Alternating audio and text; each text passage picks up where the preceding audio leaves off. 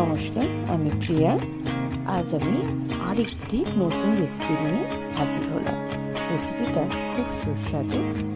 তোমরা চাইলে বাড়িতে খুব চটজলদি বানিয়ে নিতে পারো। প্রথমে কড়াইতে একটু জল দিয়ে জলটা গরম করে নিলাম। এরপর গুঁড়ো দুধটা ভালো করে খুলে রেখে দিলাম।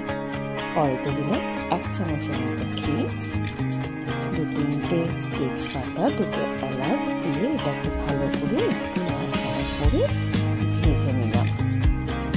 সারা রাতের জন্য সাবুটাকে ভিজিয়ে রেখেছিলাম। সাবুটা ভালোভাবে ভিজে আসলে জল ঝরিয়ে কিছুক্ষণের জন্য রেখে দিয়েছিলাম। এবার কড়াইতে দিয়ে দিলাম ভেজানো সাবু। ভালো করে নাড়াচাড়া করে হালকা একটু ভাজা হয়ে আসলে এর মধ্যে গুলে রাখা দুধটা দিয়ে দেব। দুধটা দিয়ে দিলাম। ভালো করে নাড়াচাড়া করে কিছুক্ষণের জন্য আবার ঢাকা দিয়ে রেখে দেব। ভালোভাবে ফুটে আসলে এর মধ্যে অ্যাড করব স্বাদের জন্য একটু চিনি। তোমরা তোমাদের স্বাদ অনুযায়ী মিষ্টি যে যেমন পছন্দ করো সেরকম ভাবে দেবে। আমি একটু বেশি খেতে পছন্দ করি, তাই একটু বেশি দিলাম।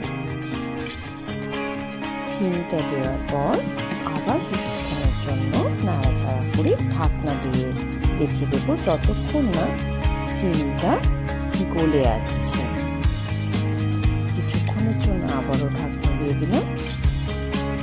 ভালোভাবে চিনিটা গলে আসলে ঢাকনা খুলে গ্যাসের ফ্লেম অফ করে এবার এর মধ্যে অ্যাড করব মিল্ক মেড। মিল্ক মেডটা দেওয়ার একটাই কারণ, পায়েসে মিল্ক মেড দিলে খুব দারুণ খেতে হয়, খুব সুস্বাদু হয়। এবার এটাকে ভালোভাবে নাড়াচাড়া করে কিছুক্ষণের জন্য আবারও ঢাকনা দিয়ে রেখে দিলাম। এবার গরম গরম সার্ভ করার পালা। দেখো কিরকম ঘনত্বটা হয়েছে, দারুণ খেতে হয়েছে। তোমরাও বানিয়ে কিন্তু